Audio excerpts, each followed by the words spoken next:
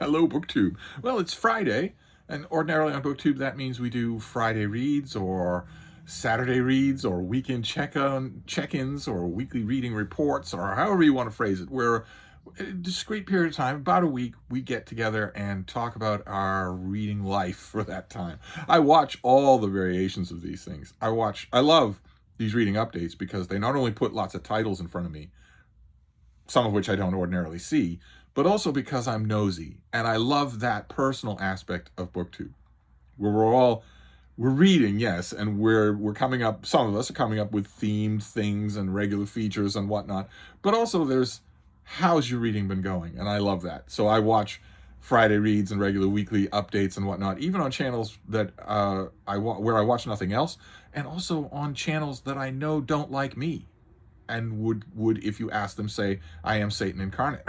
I still watch them. I still love this sort of thing, and I do them myself. I like to do a Friday reads video of some sort myself. It's a little bit harder with me. I mean, for instance, this last week was really good reading week for me. I read 35 books and reviewed quite a few of them. A lot of the stuff that I read and wrote up is of no interest to anyone. Trust me, no interest to anyone at all. And I couldn't, even if it were all of interest, I couldn't go through a 2-hour video just nattering on about stuff. And besides, that would only be stuff that I've read. And an element of Friday Reads is, what are you reading now? That's usually not an active concern of mine, although not always. There are bigger, more in-depth or complex books, or complicated books to me, just seem complicated to me, that I do work on. I read them all in one shot, but I then go back and piece over certain periods, certain attitudes, the critical apparatus, if there is one.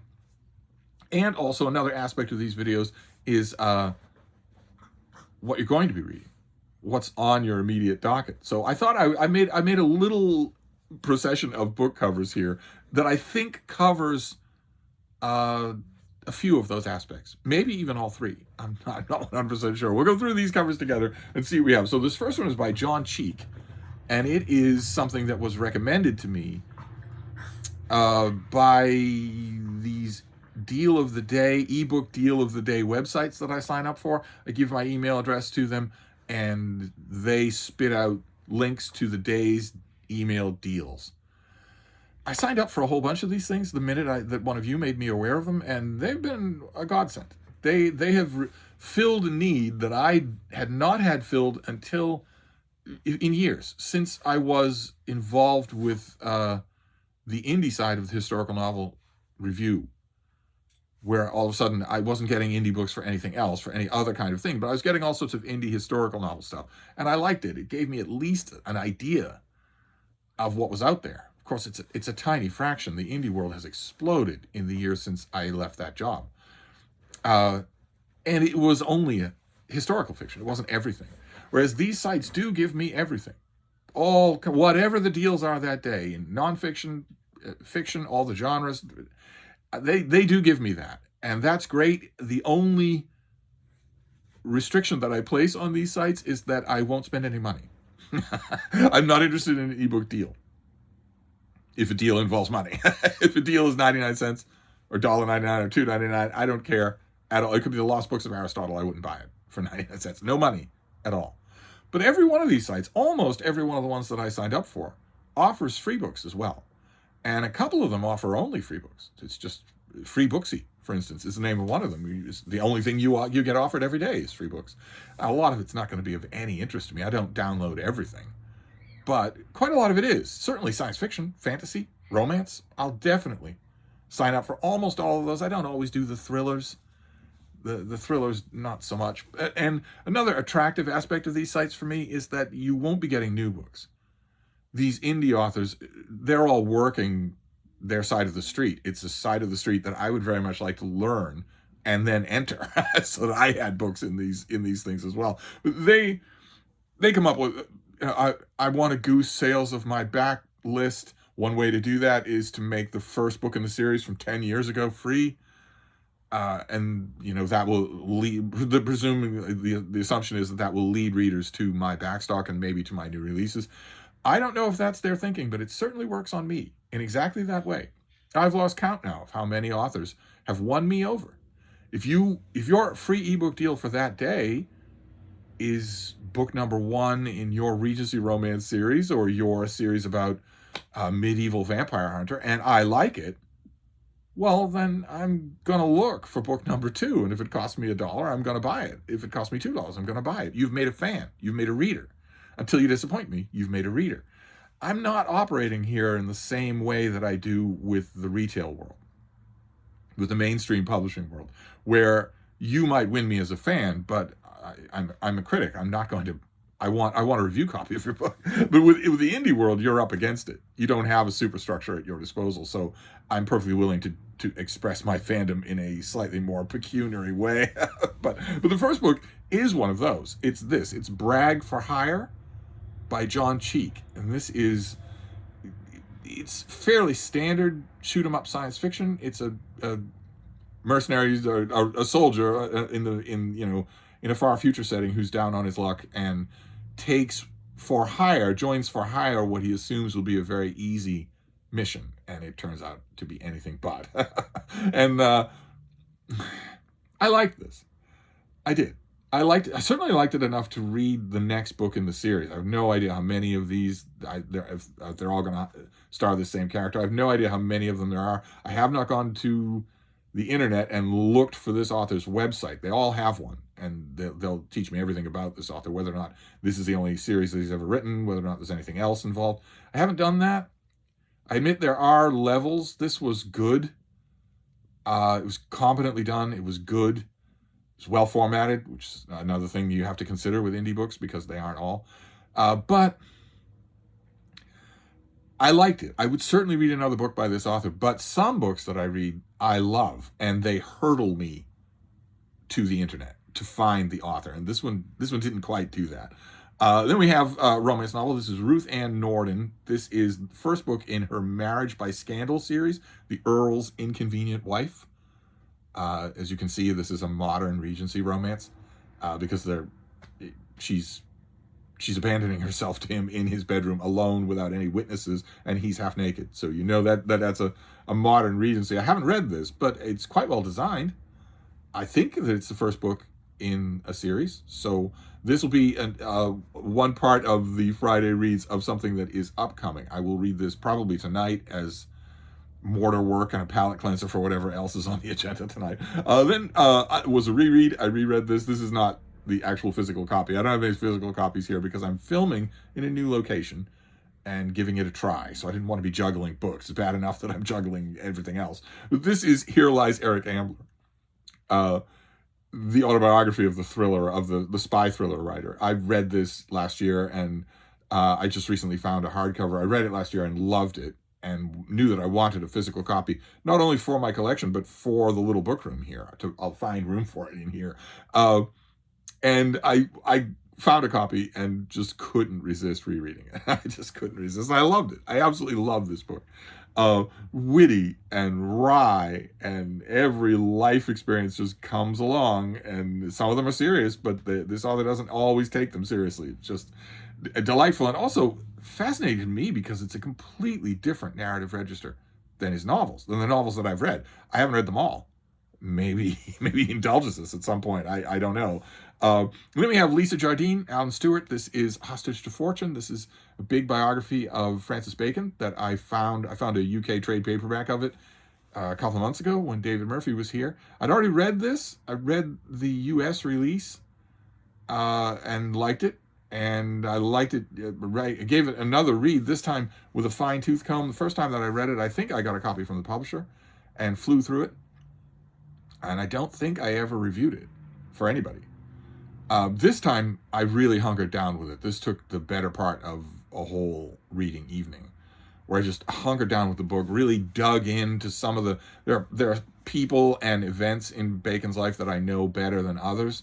I hunkered down with some of those, really see what kind of a job are you doing relating this material? Is it good? I hunkered down with the supporting material here. It was a really satisfying reread, and this is definitely going to, it's not coming into this room, but that's an awful high standard to bear. But it is definitely going to be my go-to Bacon life. There's one other biography of Francis Bacon that was written 100 years ago that I'm sure I will find. A great big cinder block of a thing. If I ever find that, I will probably go at it really strongly and maybe read this again or certain parts of it again. But I really enjoyed it, really. And then this next one, this was also pushed to me by one of those daily deal sites. It was free, but it rang a bell. It really did. The author is Joseph Flynn. And Joseph Flynn is an author who's known to me. And this book, the premise of it rang a bell about a writer who gets a hold of Ben Heck's old manual typewriter, the writer, Ben Heck, and wants to write a book on it. He's sure that it will be that the book that he writes on this typewriter, thanks to its writerly mojo, will be a bestseller. But the typewriter, he's the subject of a burglary, and the burglar was a major character in the book, really well drawn character, better drawn character than anybody in the book. The burglar decides on a whim to steal the typewriter and the manuscript as well, and then starts acting out the crimes in the manuscript, which naturally draws law enforcement's attention not to the criminal but to the writer, because he's the one who thought it up. Is he involved? The book is called Hot Type, and I remember this book. I downloaded the free ebook. Absolutely, I did. The premise sounded really good, and then the more I thought about it, the more it sounded not only good, but familiar. I don't remember when this book came out, but I know that I've read this before, or had it anyway from a publisher, and maybe played around with it and then discarded it without even thinking about it. But I'm very glad to have an e-copy of it again. And again, I have not gone and looked online to see if Joseph Flynn, maybe he has other ebooks that are free. Because I don't know. I don't remember when exactly this book came out. I'm just 100% sure. I loved it. I absolutely loved it. But I'm 100% sure that I've read it before, or part of it before. Then this next one is an example of that middle category, right? For weekly reads, weekly reading wrap-ups or whatever. You talk about the things you've read, you talk about the things you're reading, and you talk about the things you're going to read. And usually that middle part is a problem for me because I read books in one sitting. I do nothing but read. So it's not like I've got Don Quixote and I'm working on it or something like that. That almost never happens. But every once in a while, a book does. Not only the really big ones, the huge works of history or biography where I read it in a shot, yes. And then I read it again much more slowly and pick through it with a pencil and annotations and running down sources and whatnot. It's not only those. Sometimes it's very slim books. This is a very slim book. This is Joy in Service on Rue Tagore by Paul Muldoon, the Irish poet Paul Muldoon. It's a tiny little thing. It's not 100 pages long. And I have been, this comes out in the US in a couple of months, I think, but I've had it on my bedside. I read it straight through first to get a feel for how does it feel to read it all the way straight through? Does it change in its tone? Did the author put any care into the fact that some people will read it straight through? Or is there no element of care involved in that and it's meant to be picked in segments, to be looked at in little bits and compartments? I read it first straight through that way, and now I'm going through it. Now I want to absorb it a little more thoroughly. So this definitely counts. I'm a regular Friday reader. It's wonderful. Then I went back to this. This is by Carl Elliott, and this is The Occasional Human Sacrifice. I went back to this one. I got a finished copy and have really hunkered down with it. This is about medical experimentation, and it's far more historical than it is ethical. I mean, the ethics come through because a lot of those historical medical experimentations were done without telling the subjects at all the dangers involved or anything like that. And that kind of threw me the first time when I read this through. So I've been going at this again, looking at how the author is actually doing that, how the author is doing, famous experiments like the Tuskegee experiment, but also others. How is this author handling the historical relation of these things, if that makes any sense? The history, the half a dozen historical cases involved here are the core of the book. They are wrapped all around in the ethical considerations. I think that was attracting me first. But I went through this again. I really like this book. I'm not sure that it's out yet, but I hope it gets some attention when it does. Not perfect by any means, but I hope it gets reviewed. That would be great. Then this next one is by Mark Greaney, who's an author that I first encountered because he had one of the ghostwriting duties for Tom Clancy. Only it's not really ghostwriting. I always refer to it as necrofiction because it's a whole fictional universe being carried on by an author who's been dead for a long time. So it's just the author built up a readership for certain fictional universes, and the readers don't want to leave it, and the publisher doesn't want to leave it because there's money in them, their readers. So we'll just keep doing it. We'll just keep on doing it. Whether it's Frank Herbert's son writing up to 36 Dune universe novels now, they aren't his father's Dune books, or Michael Shar, Jeff Shar's father, wrote a great American Civil War novel, and Shar wrote a bunch of American Civil War novels that I think were pretty intentionally marketed to look like they were part of a series with the father's book, which is the only thing the father ever wrote on the subject. Brian Herbert is a lot more self-evident, and with writers like Robert Parker or Tom Clancy, it's explicit. It's Tom Clancy's name is on the book as big as life, but the books aren't written by him. He had no idea no conception. These aren't written from plot outlines or anything like that. Every once in a while, you'll get a major bestseller from the 90s whose literary estate will try to float that kind of turd in the toilet bowl. They'll actually try to float the idea that the author is somehow involved in these books. I can't even say it with a straight face. Michael Crichton's widow is about to do that next month.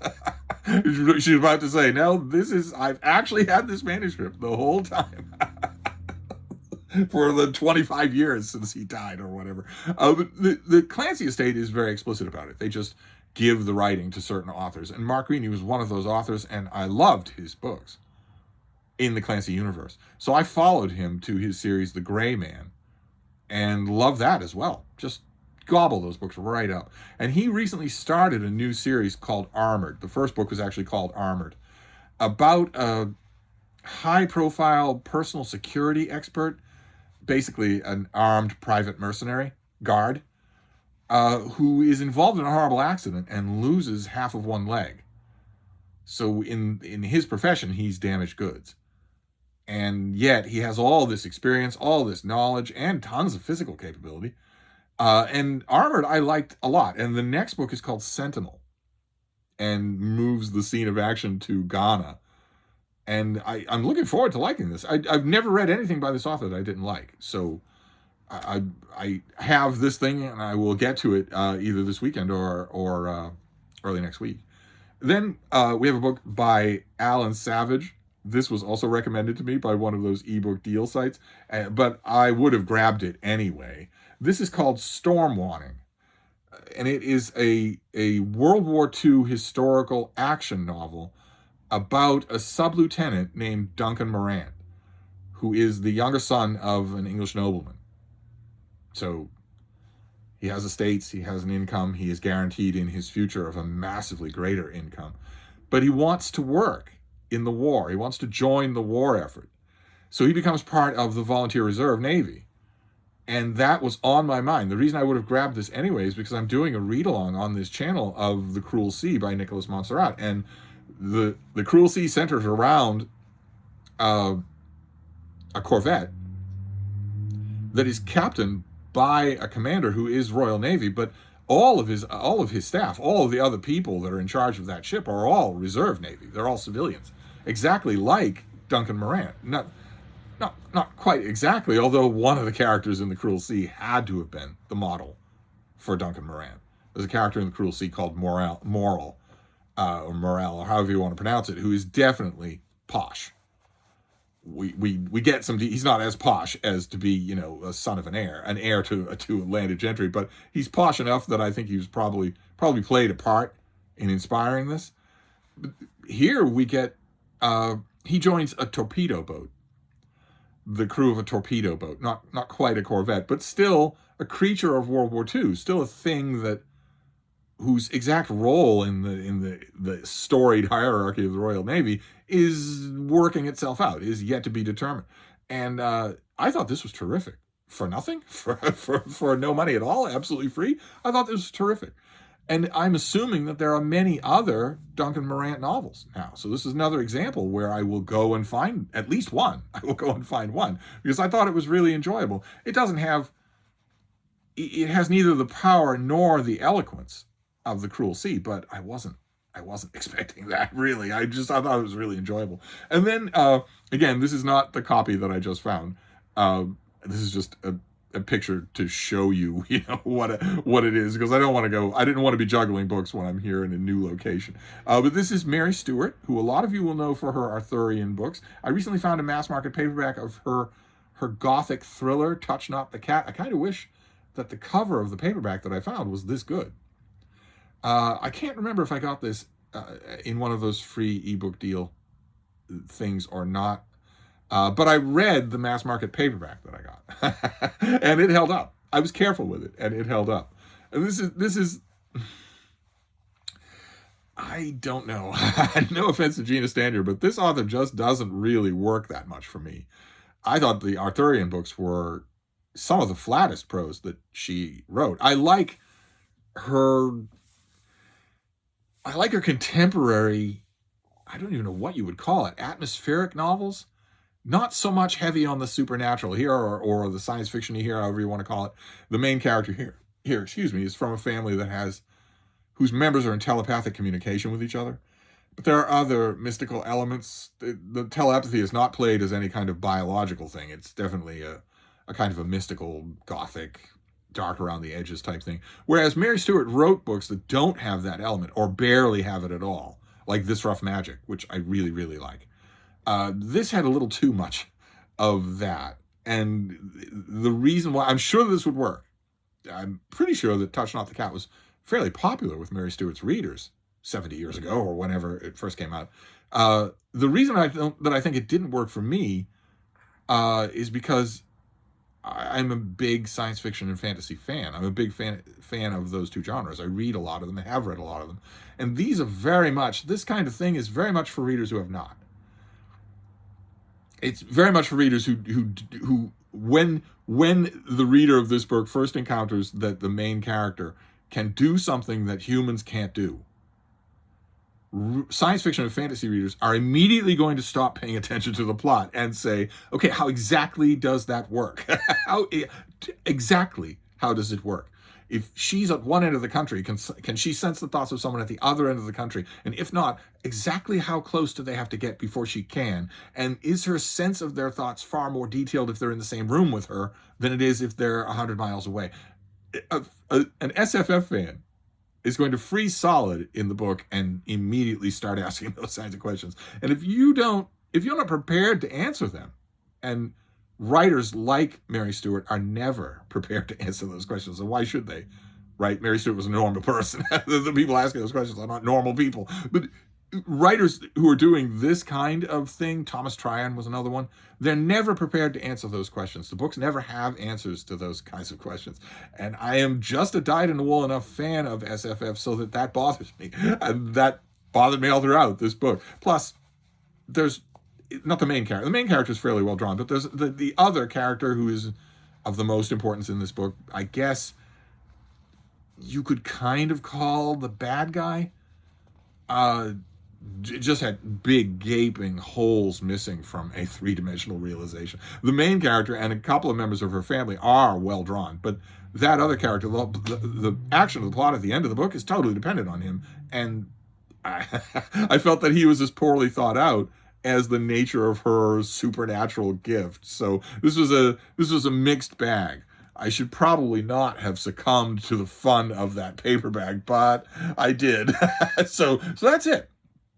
That's a kind of abbreviated Friday reads for me in a new location with a new filming device, hoping that the audio and the video are okay. And of course, when it comes to Friday reads or weekend reads of any kind, I want to know about you. especially if you don't have a BookTube channel where I'm going to read about it or I'm going to watch it anyway. If you don't have a BookTube channel, if you're a commenter, I want to know what you're doing. This, it's the weekend. You're looking back on your week's reading. What was it like? Any glowing moments? Were there any glowing moments? We're approaching the middle of May. I myself, my glowing moments, especially for new finds, pretty thin on the ground. Is that true for you? What's 2024 been like as a reading year for you so far? Are you overjoyed by it, or are you mainly just going through the motions hoping for something to sweep you off your feet? I would love to hear it all. So feel free to let me know. But anyway, I'm going to wrap this up and see if I can make it work, but I'll be back. Thank you, BookTube.